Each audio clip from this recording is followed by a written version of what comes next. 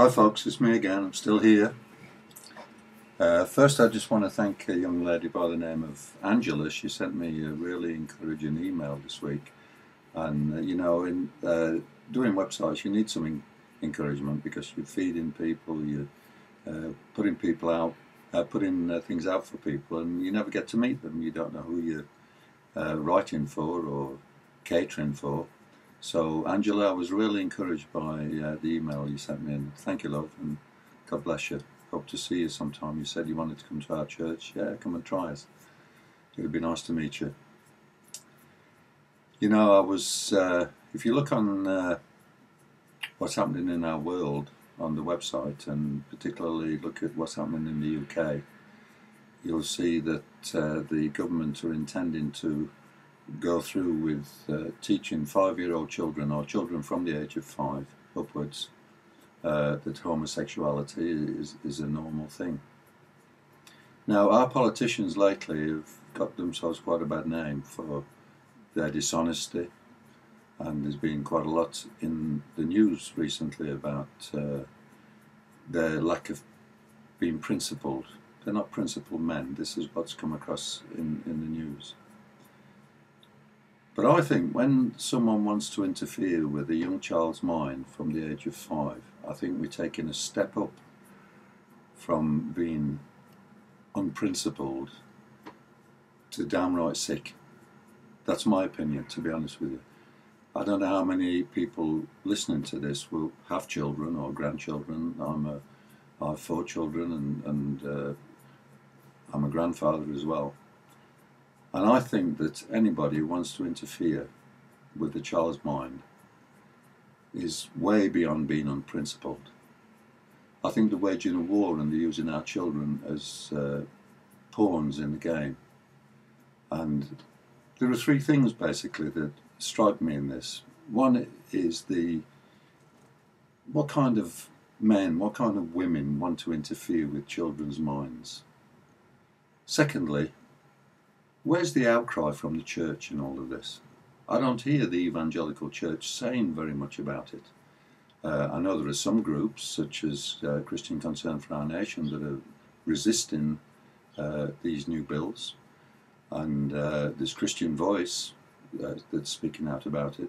But I don't hear our evangelical leaders saying very much, and I'm very disturbed about this. Our country is sliding further and further into a quagmire of illness and sickness and disgusting things that are being done. And very little is said by the evangelical world, and this really disturbs me. The third thing is, what about parents themselves? When are they going to stand up and stand out against this kind of thing? Because it's your children.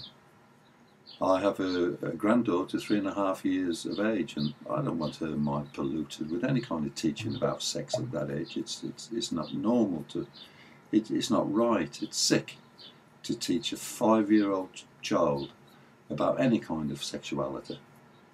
And I want to appeal to parents. First, you need to know what's going on. Read the article on the page I mentioned, and consider your children, consider your grandchildren, and see if you want your children to be taught this kind of stuff. And if not, then do something. We're still a democracy. I know we're sliding further into tyranny, but we've still got the time to speak out and do something. We've got elections coming up soon. Why don't you check out what your local MP thinks about all this and challenge them on it? Why don't we get involved? It's time to get involved with our nation, because it's getting worse and worse and worse. I personally believe we're in the days of the great falling away. I think we're one bus stop away from the Antichrist appearing, and I think very soon the rapture of the church will occur. I've got some audio messages on this that you could look at. By the way, I've added a little note on the home page. If you're having a problem, open the audio pages or the audio messages. Try right-clicking, download them to your hard drive, and they should play in Real Player. I personally use Apple Mac, so I don't have any problems with this kind of thing. But if you're using a Windows PC, try that. But let me just repeat what I've said. It's time for people to speak out. It's time for us to tell the government we don't want our children corrupting. We don't want our children perverting with teachings about any kind of sexuality. They're way too young to carry that kind of a burden. So think about what I'm saying, and let's hope something good comes for the future of this country, because right now I don't think we've got much of a future left. Well, God bless you. Have a good week, and look forward to speaking to you again. Bye.